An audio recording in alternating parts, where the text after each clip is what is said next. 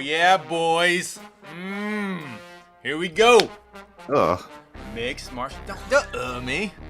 Don't me. You know, we can't start over. We're live, AK. Jeez. That's sound. Mixed martial arts. Mixed martial arts. And now your host, Mike. Heck, there's no three names. I need like a 3-name thing. We got off to a horrible start. We're live. Jeez Louise, Casey. I love how the beginning of these preview shows, it's like an Al Green song or a Barry White song with these sounds you make. The Master P, maybe? I don't know. Whatever. A little Tom Jones. A little Tom Jones in there. Yeah, I mean, geez Louise, a little Wayne Newton. But we can't be talking about Wayne Newton because we're not in Las Vegas this weekend. We are in New York on Long Island. UFC Long Island going down tomorrow. Some early day MMA. Prelims at 11 a.m. Eastern. Main card at 2 p.m. Eastern. And it's all going to be capped off by a fun one. A pivotal fight in the 145-pound division. Brian Ortega returns for the first time since his loss to Alexander Volkanovski, where he was so close to becoming the featherweight champion of the world. He's going to thwart the attempt of Yair Rodriguez, who will look to earn a title shot in his own right. Thank you for joining us. I am Mike Hack, being joined by the P to the OP, my best friend, Mr. Alexander K. Lee. Hello, sir. Oh, I'm really good. Sorry, I'm really excited about the show and who we have here. I'll let you introduce him first because I actually have to ask him a question. Oh, okay. Maybe AK is a little upset because people were questioning the MMA Fighting Global Rankings on Heck of a Morning not too long ago. Oh, were they? But, I missed that. I missed that. Oh, yeah. Oh, I thought you were actually paying attention to the show. Some best friend you are. Also joining us, the man with the best theme song in all of MMA, a man who is our boots on the ground on Long Island for this event. Let us say hello to Mr. New York Rick. New York Rick. Hello. How are you, sir? I'm good, Mike. How are you?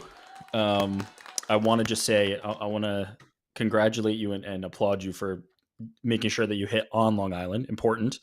I want to also confirm that I do have the best theme song in MMA.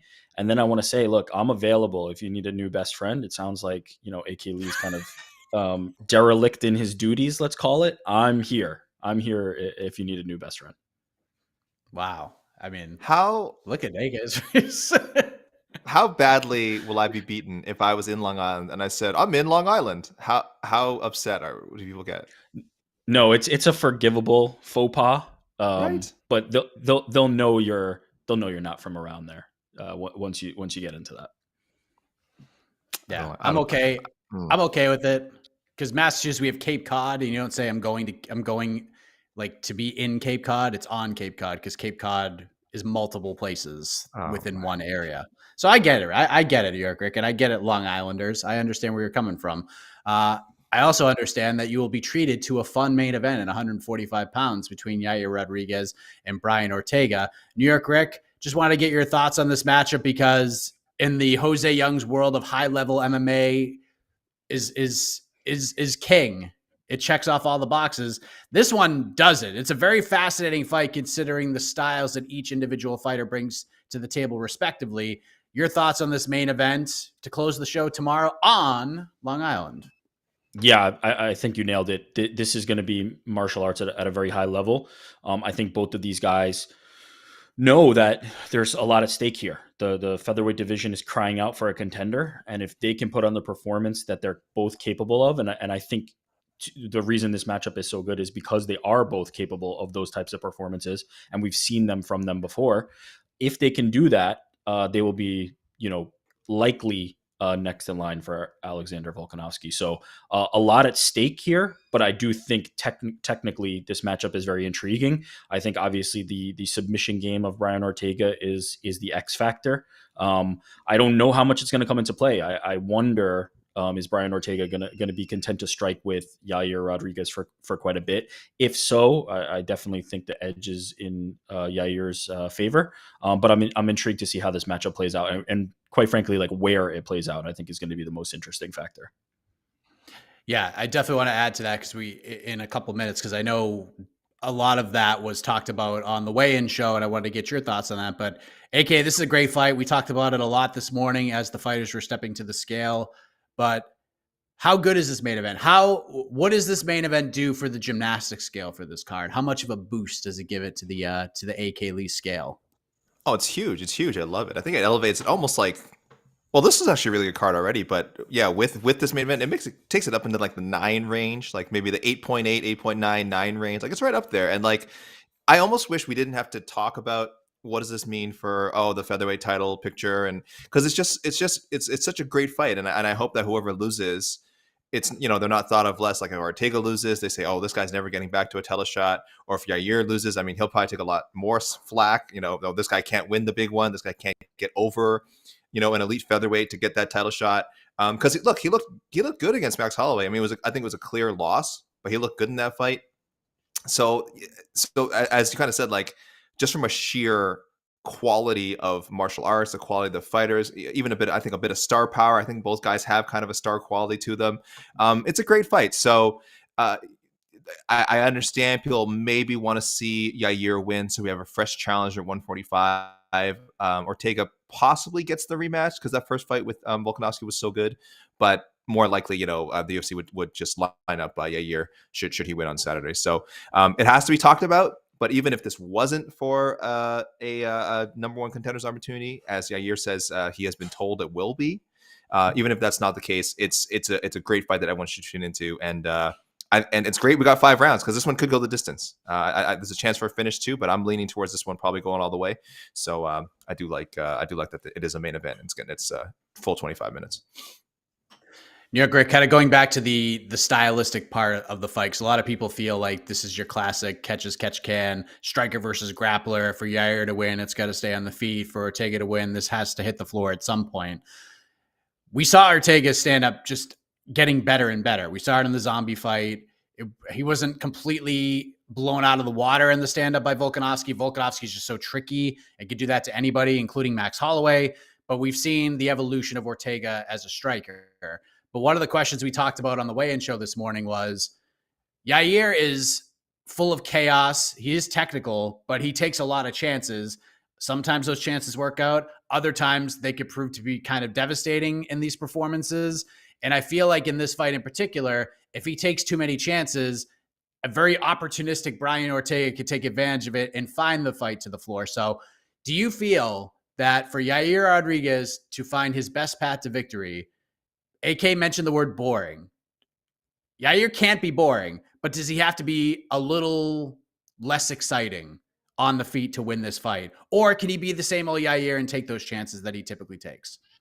I think he has to be the same Yair. I would argue that it's a double-edged sword. It cuts both ways, right? It may be his best path to victory, to be able to create that chaos and not give Brian Ortega the look that he knows he might be able to see and get comfortable with. But it could open him up for somebody who is one of the best, submission guys that we have, at least in that division or possibly in the UFC. His ability to submit people in any round has been well proven. He can do it in the first round or the 5th round or the 3rd, as we saw against Volkanovski. He's always dangerous in that aspect. But if I was Yair Rodriguez, I would imagine that the game plan is to be Yair Rodriguez and not try to maybe meat and potatoes the approach and try to give him something that's that standard, maybe like Muay Thai or a kickboxer or even boxer approach. I would be the exciting dynamic striker that Yair is. It is worked for him, quite frankly. Like it is how he has been so successful, is being that type of fighter. So I would imagine that we don't see it, but I would be if we did, I would imagine it actually hurts his chances, to be honest.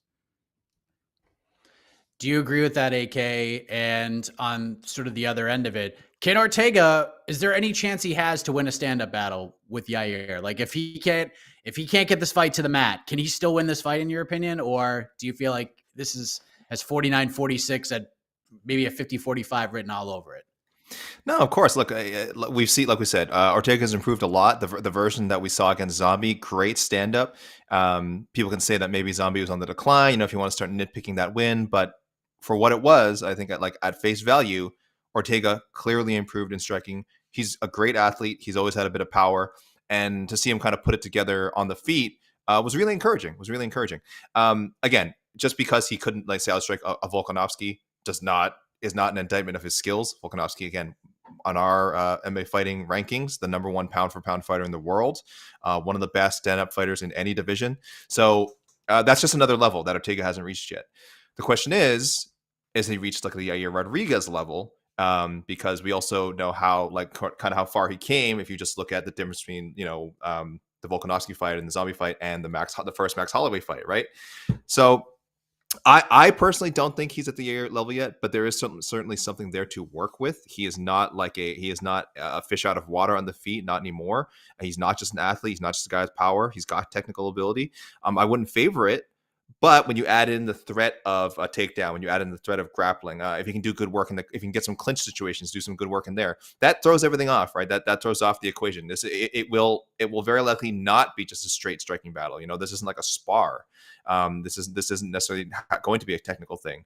As New York Rick said, we could see that kind of the good, chaotic, wild, creative Yair still, and in that sense, there could be openings for Ortega to exploit. I'm not sure. So for me, I am still kind of sticking with what I said before, that I do think if Yair wants to keep this strictly standing and win and really convincingly win a stand-up battle, it might behoove him to be more cautious, maybe not take as many risks as he usually does.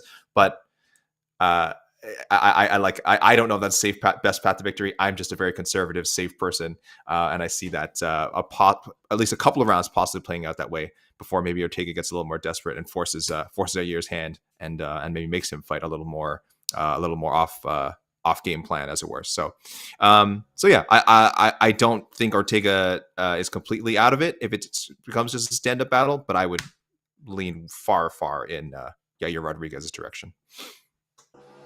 Of course, you get some landscaping going on outside the house. I just can't get through a show without something catastrophic happening from an audio standpoint. But what is at stake here, New York Rick? I know we like to sometimes just enjoy these fights for what they are, for the martial arts, for the actual matchup itself. But there are stakes here. Yair talked about if he wins, UFC is pretty much guaranteed him a title fight. I tend to agree with him. I feel like if he does win, he will jump over Josh Emmett, will get the title shot against Alexander Volkanovski. Not sure if you agree with that or not, but what is at stake for Brian Ortega here? Is it possible that if he goes out there and just has a sensational performance, is there a chance the UFC goes back to that well? Will he have to fight a Josh Emmett to maybe get back to that well? And how catastrophic would a loss be for Brian Ortega coming off of that Volkanovski fight in his previous outing? Yeah, I think if Ortega comes out there and absolutely styles on Yair Rodriguez, I think he's leapfrogging Josh Emmett. I think if they wanted to give Josh Emmett this shot, they would have had him sitting cage side and done it already.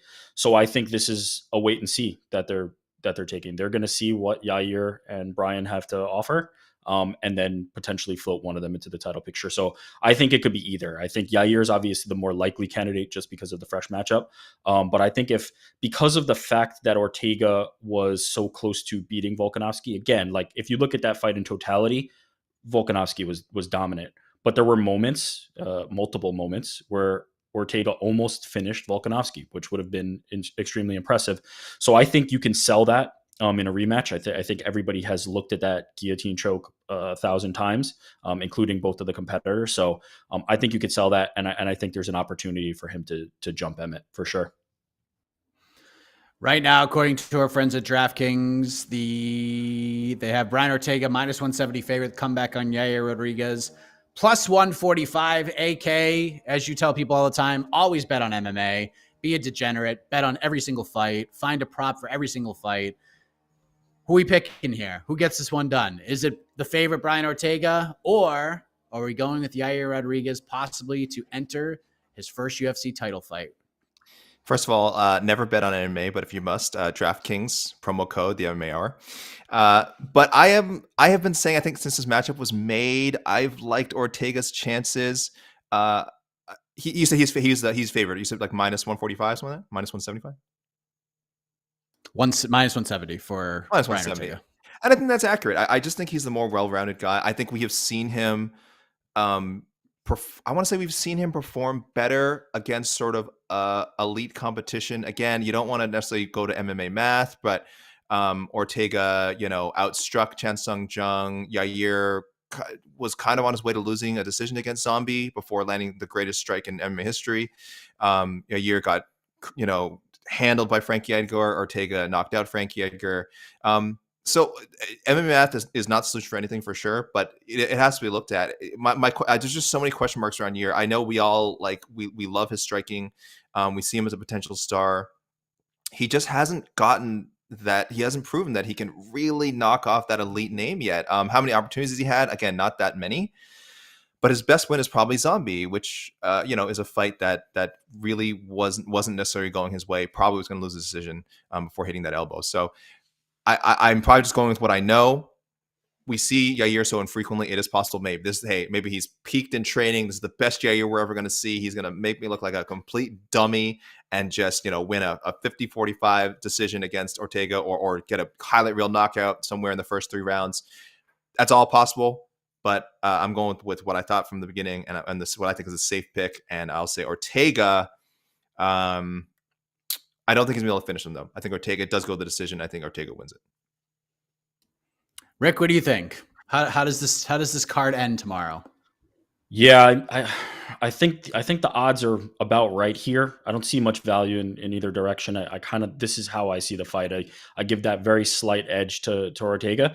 I think he just has more ways to end this fight and opportunities to do it. But man, there's something gnawing at me that really makes me think that Yair is a live dog here. And again, like the odds are not very wide, so I'm not going out on a huge limb here. But I could see a path to victory where Ortega's just not having the success on the feet that he thinks he's having, and then potentially once he gets it to the ground, Yair is a little more difficult to take advantage of there than perhaps thought. And I could see a world where Yair is able to pull it out. I mean, you just look at the performance that he had against Max Holloway, and it has been a while now, so it's hard to remember. It's not as fresh. But man, he looked fantastic. He really did against what I think is, the second best featherweight in the world. So I have a lot of respect for Yair's skills. I think he's a live dog, but I think these odds are right about where they should be. I'm with you. I think Ortega should be the favorite. I don't think it's that wide of a favorite. I think it's probably lined and priced perfectly. I think Yair is a dog, and I'm going to look at it as sometimes when I make these picks, but I think they're actually closer to 50-50. It's like someone hands me $20. Here, you can only bet on this fight. What are you going to put this $20 on? You have to find some value in Yair, but I'm going to look at a certain prop that I would put it on, and that's Yair to win by decision, plus 330. I feel like if Yair is going to win, he is going to win by decision. I don't think he finishes Brian Ortega. If there is a finish in this fight, I probably lean towards a Brian Ortega submission over a Yair KO, but I think Yair could get it done. I think it's going to be a close fight. I think it's going to come down to the 5th round, and give me Yair to sort of eke it out in the 5th round. Plus 330 is the line for Yair by decision. So I'm going to go with that. Give me Yair, but if Brian Ortega went out there and just smushed Yair and submitted him in the 2nd or 3rd round, that wouldn't stun me either. So great fight, great main event. Very happy with this one, and should be a great way to close the show. Co-main event, we got Michelle Waterson-Gomez versus Amanda Lemos. Li Jingliang is back, taking on the King of Kung Fu, Muslim Salikov, Matt Schnell, Sue Maderji. Shane Burgos, Charles Jourdain is probably the correct answer here for all of us. But outside of the main event, AK, what's the fight you're looking forward to the most, and why is it Burgos Jourdain? No, bantamweights. Listen, Burgos Jourdain, it's not even low key, right? It was the fight. It was booked. We're all like, oh yeah, well, mark your calendar. This is such a smart card to put on. Such a smart fight to put on this card.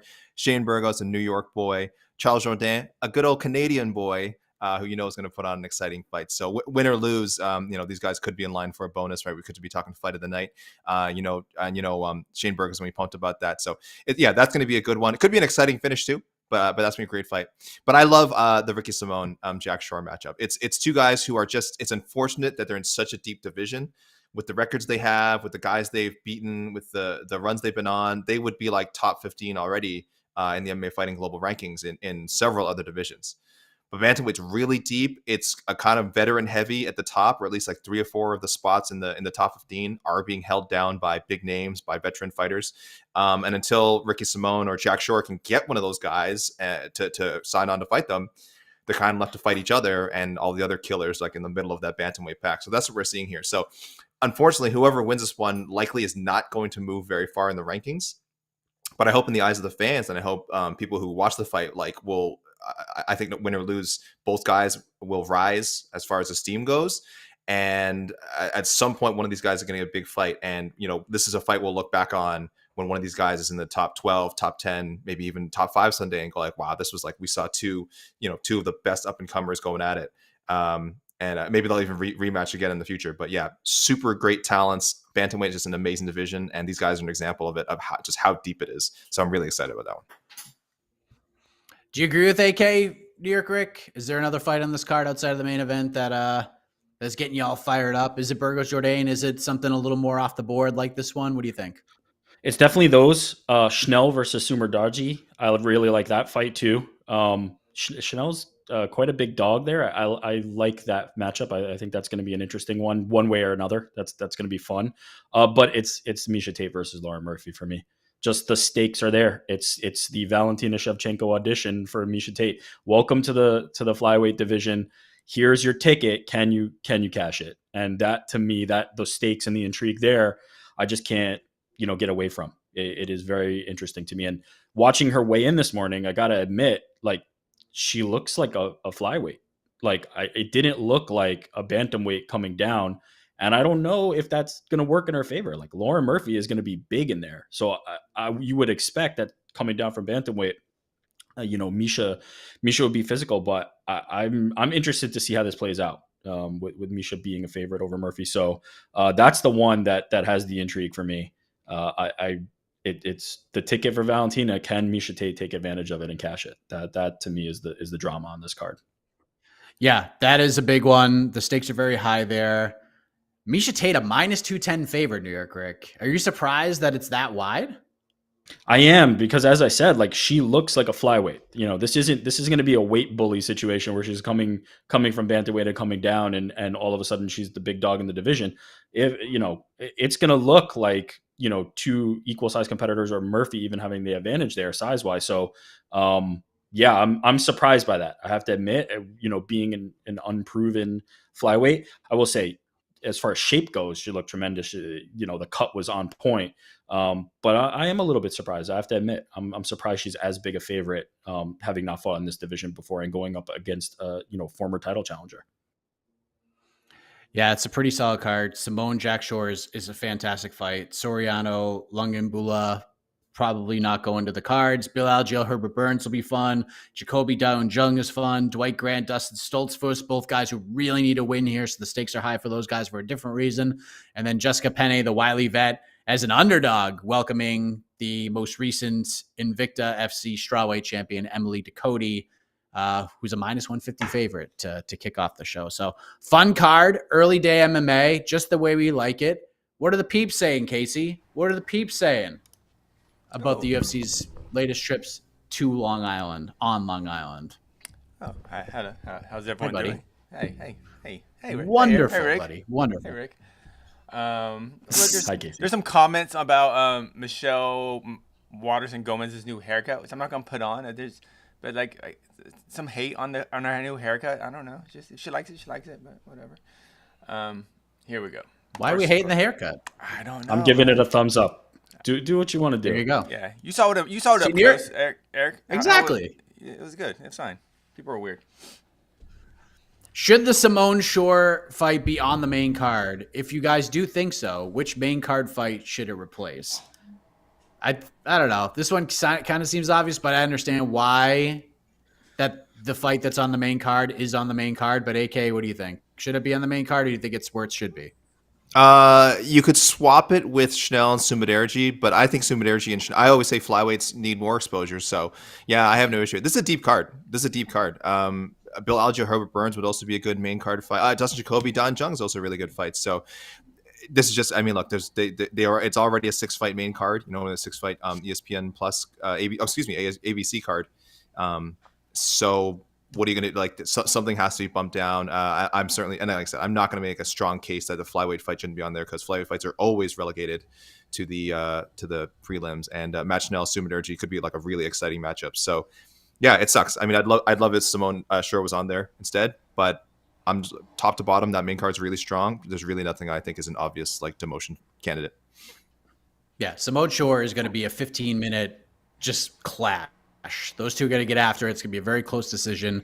Well, I think that Matt Schnell Sumudaerji is not getting out of the first round. One way or another, there's probably going to be a finish pretty quickly in that fight. Either Schnell is going to catch a neck and choke out Sumudaerji, or Sumudaerji is going to crack him one and put his body on the canvas. But I actually don't mind Simone Shore being on the spot that they're at. I think the UFC is trying to build interest for ABC. And I think if you put this card on early and you're trying to entice people to stick around and watch the rest of the fights, here we are. Maybe it hurts the bonus structure. I know how Casey feels about that, but what do you think, Derek? Do you think this Simone Shore fight is put in the right spot, or should it be replacing something else?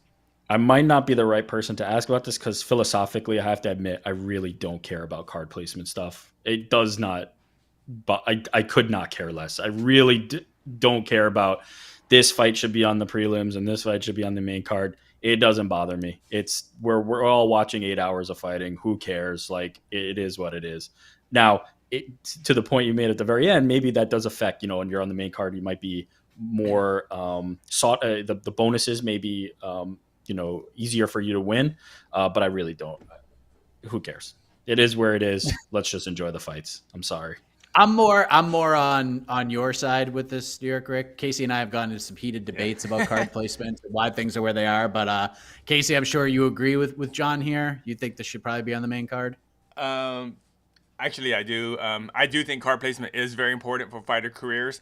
Even our preview shows, because Waterson and Lemos are the co-main event, we gave it time. If it was the opening fight on the main card, we wouldn't have talked about it. We would have just mentioned it, and it could have been the opening fight in the main card. I don't think that's really a true co-main event. It's just kind of a good fight that's near the top of the card. But personally, I would have liked it over Lee and how do you say his last name? Salikov, the king of Kung Fu. Salikov. I get that's gonna be. I get why it's on the main card because they think that's gonna be pure excitement. Along with say Burgos Jourdain, but it's not the worst. It's not the worst. At least it's not opening up the card. That's all. But this isn't the weirdest card placement I've seen in UFC at all. Now, if this is a women's flyweight fight between two prospects, Casey would be getting after her right now. And Aaron Blanchfield and well, I mean, dude, Aaron Blanchfield, man, she's going. Okay. There are 4 Invicta champions on this card. 4 Invicta champions. There are 4 Invicta champions, correct. All right. That's good. 11. All right, David. All right. I like on the attitude. Richter scale.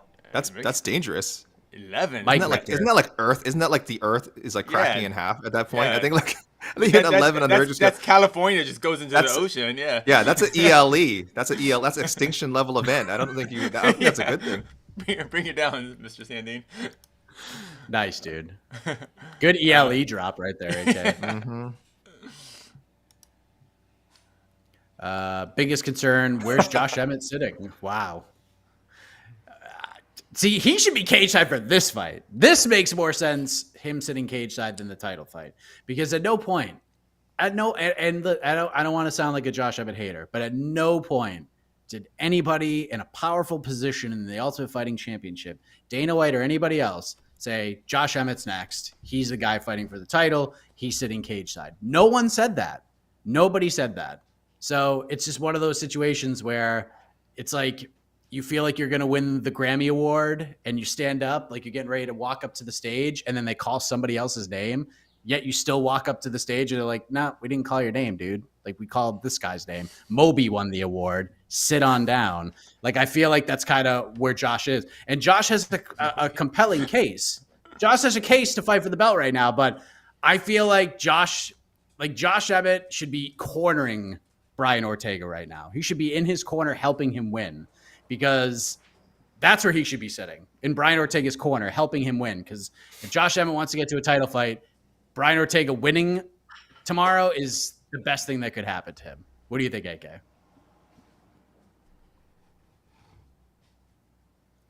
AK is, I mean, this is compelling. Sorry. Yeah, it's weird. I've been futzing around with the button. My bad. He definitely should be rooting for an Ortega win. I love the idea of him. Yeah, that he should have found a way to get on Ortega's team, or the opposite. He should have been in Rodriguez's corner and like sabotaging him. That would have been the other option. Because it just listen. I feel for him. I understand. I have a big inferiority complex. So I feel for him that I would feel all those slights, all these like slights that Faber's perceiving and that Emmett is perceiving. Like I'm with him on that, man. Like I when I was reading what like Faber telling that story, I was like. I get it. You're right. No one is owed anything in the UFC. Josh Emmett is, of all people, especially, is probably pretty low on their VIP list, unfortunately. But I do wish there'd be some respect for, he just won a main event, a close call, whatever you want to call it controversial, that's fine. But officially, he was the winner, beats Calvin Kattar, and just frankly has done a lot of great work at 145 lately. So I do wish he'd be getting some love. So I like the question from Saul Goodman. Where is he sitting? I mean, obviously, I don't think he'll be at this card. I get it's a joking question, but I hope the next time Emmett is invited, or do we know that Emmett's there? He has, and that's to me, that's the issue. That is the issue. That's why Emmett. That's why Emmett will not get a title shot, because Emmett should have been like all the last 2 weeks. Should have been calling UFC PR, go like, get me a flight, get me on Long Island. Yeah, like that on Long Island. Nice. I'm a local. And and that's the problem. And even when we talk about Josh Emmett, we always say, well, Josh Emmett officially won his last fight. That needs to be eliminated from conversation. Like, he'll never get a title shot if we keep adding that low. Well, technically, he's on a winning streak because, we saw the last fight. A lot of us had different opinions on it. And Josh Emmett needs to get out there, get in that front row, be out of character, who he really is a little bit. If he wants to make that fat stack, he's got to, make noise, and that's the sport, that's the game we play. That's this game. Fighting is just part of it. The rest of it is, blah blah blah. Give me a title shot. I won that fight. Look, but yeah. Yeah, I mean, I don't think we should be surprised by this. Like, this is what it is. The UFC is looking to give anybody but Josh Emmett a title shot. They're looking for either of these guys to get the opportunity over Josh Emmett. If Josh Emmett wants that shot, he has to grab it. He has to snatch it. It's not, they didn't give me a seat so I couldn't do my call out. Figure it out. Find a way. Call out the champ. Call out one of the guys here. Find a way to make it happen. Other fighters have done it in the past. It will work. But just waiting for the opportunity on merit is not going to happen. And, to Casey's point, debate who won that fight. And it's going to be, harder for Josh to make that case. So he needs to be doing everything he can, including potentially sitting here on Long Island. Josh, don't listen to these guys. Josh, be yourself. Just be yourself. Things will work out. Listen, if there's anything I learned from every generic romantic comedy from the mid '90s to the probably 2010s, starring some B-level comedian. Be yourself in the end. That is what will get you what you want. That will get you the girl, Josh Emmett. In this case, the girl is a title shot. That will get it. Just be yourself. Don't listen to us. We're just trying to stir up controversy and create clicks, and we don't care about you. Don't listen to us. Be yourself, Josh Emmett. That's key. That's always works at the UFC. Yep, he could be himself as he watches Brian Ortega and Yair Rodriguez jump over him in the bid to become a world champion. So, by the way, I don't know if you guys saw this, not that this had anything to do with it, but this card will be available to watch on ESPN Plus as well. ESPN Plus about to get a little bit of a bump up, $6.99 to $9.99 on August 23rd, according to Bloomberg, who is reporting this. 43% hike. Starting August 23rd. Wow, so, that's there you go. That's a big jump. That is a big jump. It was $4.99 like a year ago, and then it went to $6.99. Now it's $9.99. So we have more than doubled the price. Connor came back, so that gotta bump it up already right there.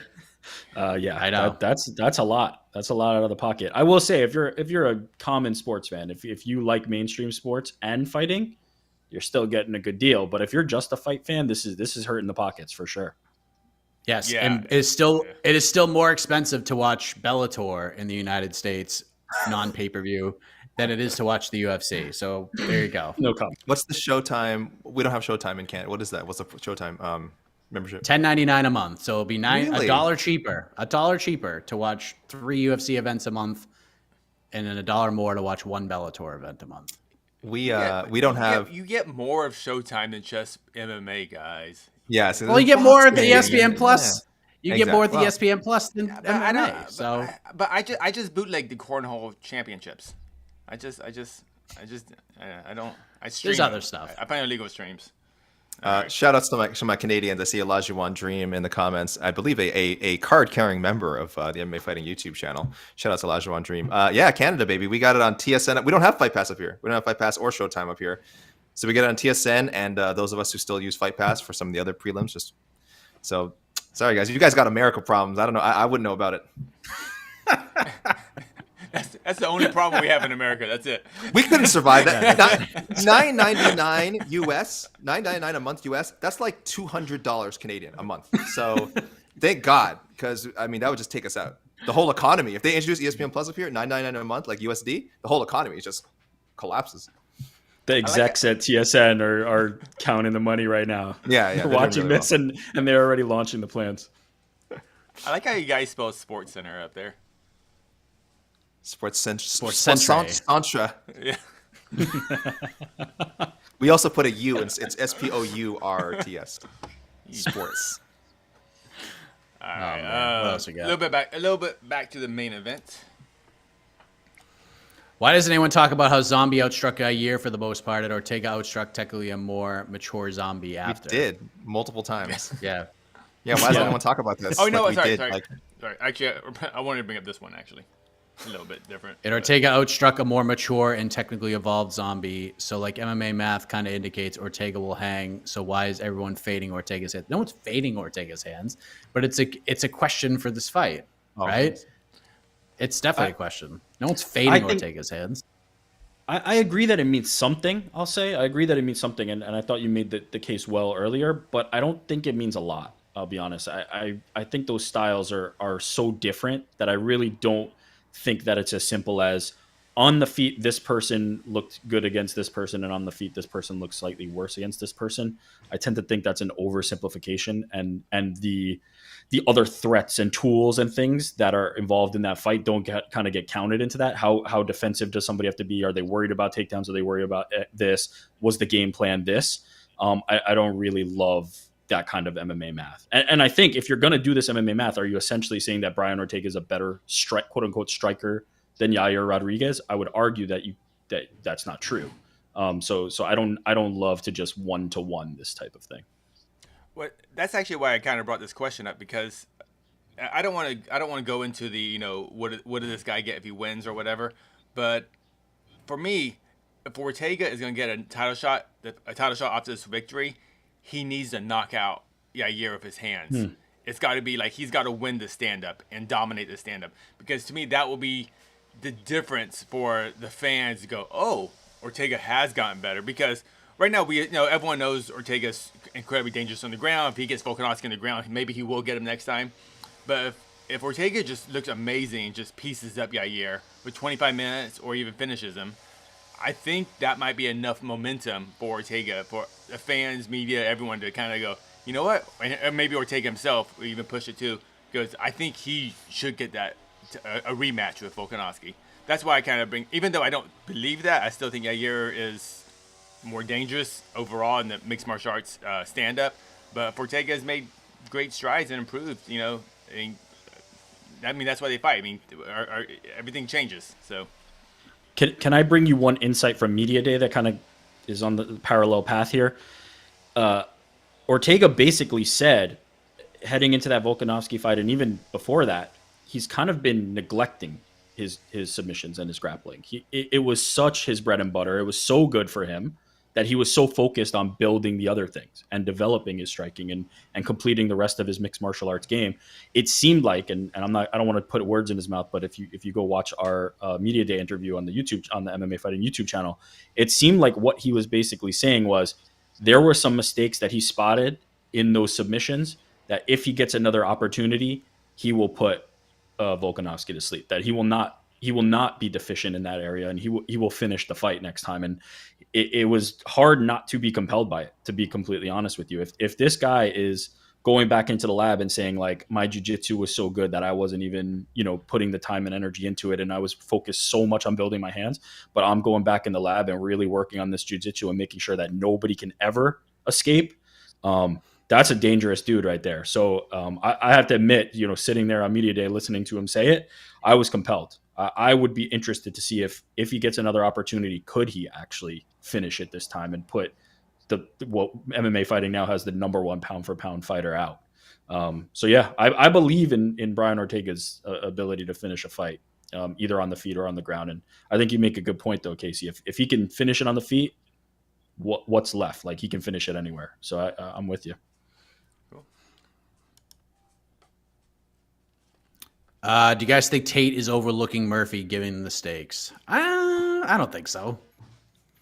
I think the MMA community is overlooking Lauren Murphy a lot more than Miesha Tate is. Mm-hmm. One Jed K. Mashu.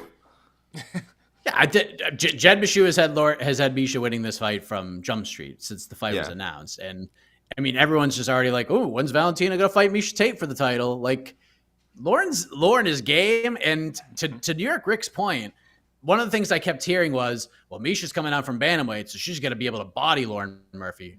Lauren, you'll wait till you see the face-off. Wait till you see the face-off and see. Lauren Murphy's probably the bigger fighter. Lauren Murphy will be the bigger fighter on Saturday. Lauren Murphy 100%. she was a successful high-level bantamweight before she went to flyweight. Mm-hmm. People forget that she wasn't always a flyweight. Champion. Her first few fights in the UFC were a bantamweight too. Yeah, she had a tough start because I thought she actually won the Leslie. Was it the Leslie Smith fight? I forget. Whoever she fought first, I thought she beat Sarah Kaufman or Sarah McMahon. Sarah McMahon. That's who. Yeah, I thought she won that fight. You could make a case she beat Liz Carmouche. Then she won her next fight, and then she lost to Caitlin Chukagian, a fight she took on like super short notice. Chukagian was making her debut. I didn't think there's any controversy there. I thought Chukagian won that fight, but you know what I mean? Like, she could still be at 35 right now. Yeah.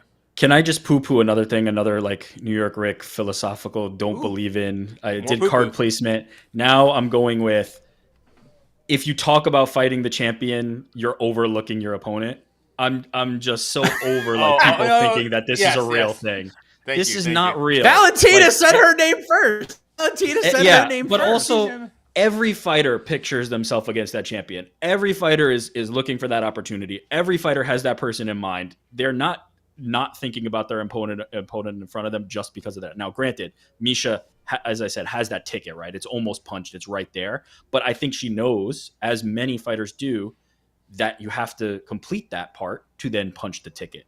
And it looks good when, somebody says that and then they fall and every fan goes, they didn't really have their eye on the ball. They were thinking about this other person. But when it's successful, when you're Conor McGregor and you're calling your shot every single time and punching the ticket again and again and again, we don't think back about that one. It's only the time when they lost because they had their eye off the ball. Don't buy it. Everybody's thinking about fighting the next opponent. Everybody's thinking about moving up. Everybody's thinking about fighting the champion.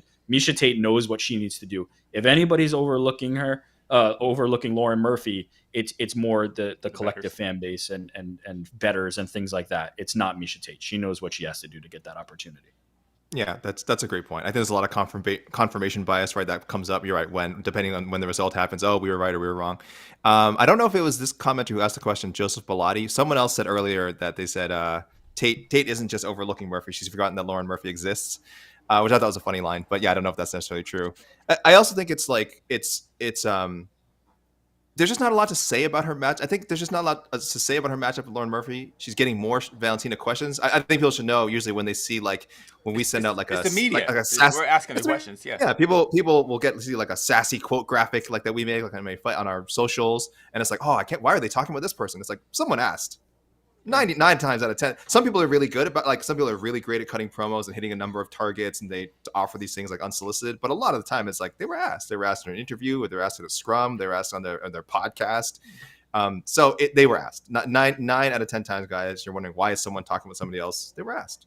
And they can say no and decline not to talk about them, but they have opinions. They want to talk about these things. So there's no reason for them to clam up about it. And as for the matchup with Lauren Murphy, she's about to fight her. There's just not a lot to say. There's not a lot to personal heat to the matchup. She knows what she has to do. She knows that she has to win. There's just not any other angle besides what it means for her if she wins. So And it's very catch-22 for the fighters too. So say like Ariel asking Yair, are you getting a title shot if you win? He's like, yeah, I'm fighting Volkanovski if I win.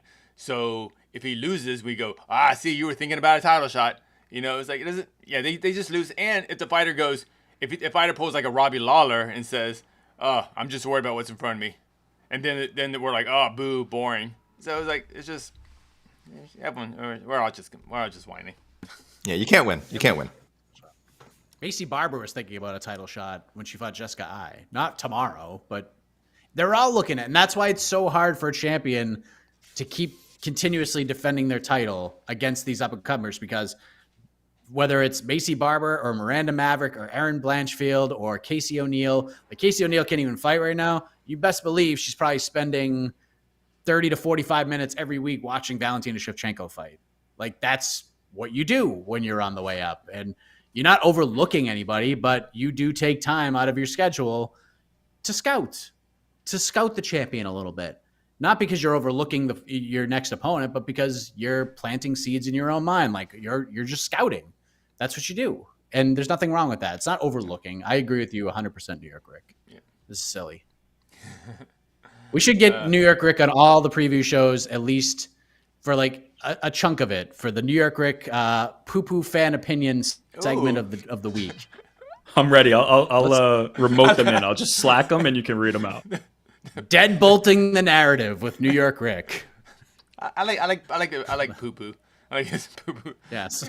I've come here to poo-poo. Here comes it. How many kids? I already got a theme. How many kids do you have now? Pending. Yeah.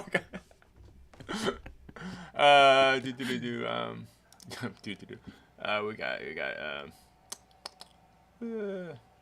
Anything else? While he's doing that, can I just say one thing? Another insight from earlier today. Michelle Waterson's been talking about an atomweight division. If there was, she's been pushing to see that there would be one. If there was one, I don't know if she can fight in it anymore, because she doesn't have an ounce to lose at strawweight. I mean, she was absolutely shredded. She said a while ago that she really did not even want to do it. This is a long time. This is like 2 years ago though that she said this. Maybe things are different now. I don't know. Maybe things are different now. It was a couple of years ago. She said though, I wouldn't want to cut back down to 105. I mean, if you look at her, it makes a lot of sense. I don't think she could make it without chopping off a limb. Mm-hmm. But money talks too, and there's championship money if they do create an atomweight division, so that might change things for Michelle. There's some strawweights that would chop off that limb to get down there to try and get a belt. We have two atomweight champions on this card, so god dang! Can you imagine a rematch between Penny and Watterson? We had the first one, Eric. Rick. I wasn't at that one. I came on after, but that was amazing. One of the best fights I've ever seen. I got to see that cage side too. I was like, that's such a good fight. You know who would kill atomweight though? Actually, a lot of stars would, but Loma Lookboonmee would be at atomweight. I think she'd fight for a title for sure. She'd be so good at atomweight. I think Angela Hill will also be an atomweight. I'd like to see that. Let's go to John's question. Do you guys think speaking of atomweights, Soriano Lungimbua, do you think this is going to be a 1-round banger or 3 rounds of timidity between 2 muscle-bound powerhouses? Rick shaking his head. Why? Nah, I think we're gonna get something fast here. I think they know what they're attempting to do here. I think they're trying to make a statement. So I am not expecting timidity. I mean, does Puna even have that in him? Like, is Puna like does he have that gear to like pull it back off the throttle? I think he's coming for a finish, and I do not think we will see timidity. Okay, AK over under 1.5 rounds here. I actually think there is a strong chance it goes over. I was looking, and I don't think it's like an either or. Is this question? I don't think it could be a 3-round banger. I don't think it necessarily has to be a finish early or a fight that's like goes the distance because both guys are inactive. I don't think that's the case. I think it can be a competitive 3-round fight. Puna's last 2 fights went to a decision. Dalcha has gone to a decision almost as many times in his career as he had finishes. So it's not like both these guys are Puna a little more, but it's not like both these guys are guaranteed highlight reel guys. So I'm actually leaning I think it will go to a decision. It'll be competitive. It'll be exciting. It might get a little middleweighty. There could be some middleweighting moments, but I mean that's why this division exists. So, yeah, I'm gonna go. I'm not on the fence. I'm the opposite. I'm outside the box. I'm outside the question here. I think it's 3 rounds, but a competitive 3-rounder, not a timid one. I love it. I love it. Let's real quick. Let's talk about the curtain jerker. Y'all think Penny beats Dakota? This is...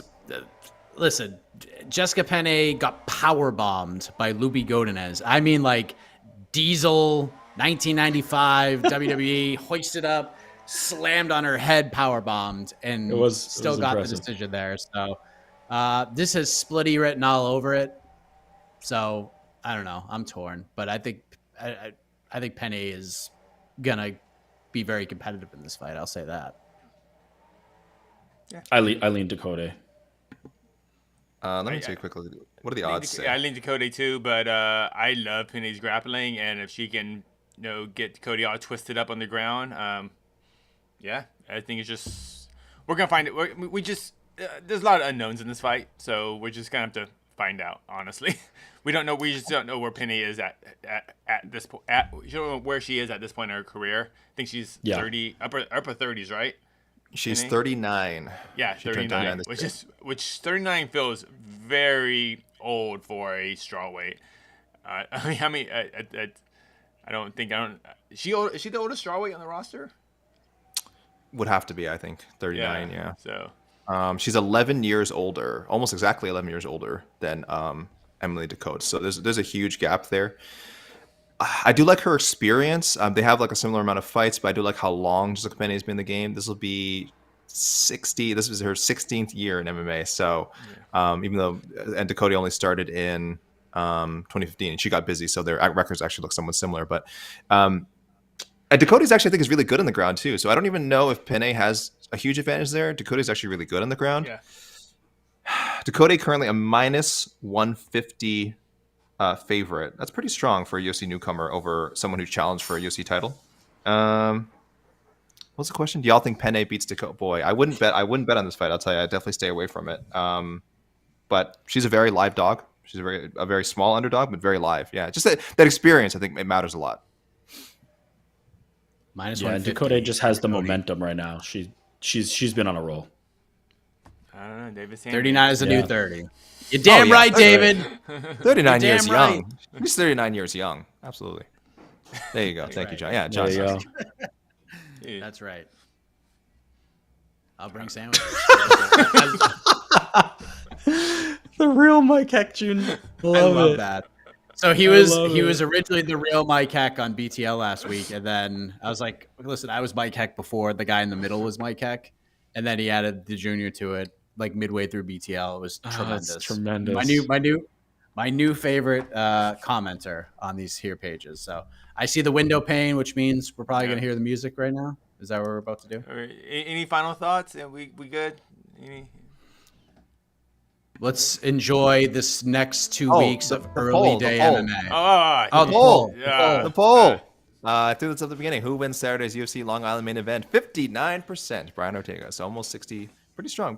But not overwhelming. But 59%. I mean, that's where the odds are. Just that's where the odds are. Yeah, I was like, there you go. There you go. Way to go, people. What's the Tapology one, Casey? 71% for Ortega. Damn. So all right. A little stronger. The biggest dog on Tapology is how do you say it? The guy fighting Soriano. Lunjambula. Yeah, he's the biggest underdog on Tapology. Yeah. I like Soriano. At only 12%. Yeah. Yeah. I'm a little surprised. Actually, what surprised me the most, only 14% of people are picking Michelle Waterson Gomez to win. Only 14%. 14%. Boy. She's the biggest betting underdog. She is? On the card. Yeah. Oh, wow. I didn't know that. Okay, well, there you go. Yeah. Plus 255. She's a plus 255 underdog. Which is interesting. That is an interesting little line right there, because if she could get out of the first 7 minutes of this fight, if she could keep on going, she gets to like the 7:01 mark of this one, things get real interesting real quick. So, as it is, bet on every fight. put some money on Watterson. Yeah, I was about to roll the music, but this is actually interests me. The fact that the UFC put this as the co-main event on ABC, and Lemos being such a heavy favorite, are the UFC brass, are they really behind Lemos? Like, as far as like pushing her back toward I think there's a Watterson element too. Watterson's one of their favorite people. If you check her, you're gonna put her on national TV in a co-main event to get her butt kicked too. Doesn't matter. I mean, it doesn't matter. You're already tuned in then. They don't. Yeah, that's all they care about. They don't care about the result. Yeah. Okay. Yeah, but she's main evented a lot of fight night cards. I think her last three fight nights were all main events. Yeah. Yeah, that's what I mean. But co-main events are usually kind of, I feel like, to push someone. But it could be, so it serves both purposes then. Yeah, it could actually serve both purposes. But I am a little surprised that she's such a big underdog. There's a lot of faith in Lemos, but it's weird. She's kind of coming off two of her less convincing performances, and then anyway. But listen, never gamble on MMA. Nope. Plus 1400 Michelle Watterson by split decision. Someone told me I would never look into these things myself. DraftKings promo code the MMA Hour, but never gamble. Just to be clear, Michelle Watterson should be in every time she fights, she should be in the main or co-main because she's just so delightful, and no one is gonna put over a card and promote a card better than her. Like, she's just, I mean, how could you? She's just so delightful. I like the haircut. That video of her in Times Square with the ladies and the butts. I mean, come on. That's promotional gold. Viewers right there. Promotional gold right there. 10,000 more viewers right there. And hopefully you'll be viewing us tomorrow, 10:30 a.m. Eastern Time. People's Pre-Fight Show right here. We'll get you ready for UFC Long Island. New York Rick will be in the building and on Long Island himself. So until tomorrow, everybody. For AK, for Casey, for New York Rick, I am Mike Heck. Thanks for watching. We'll see you tomorrow.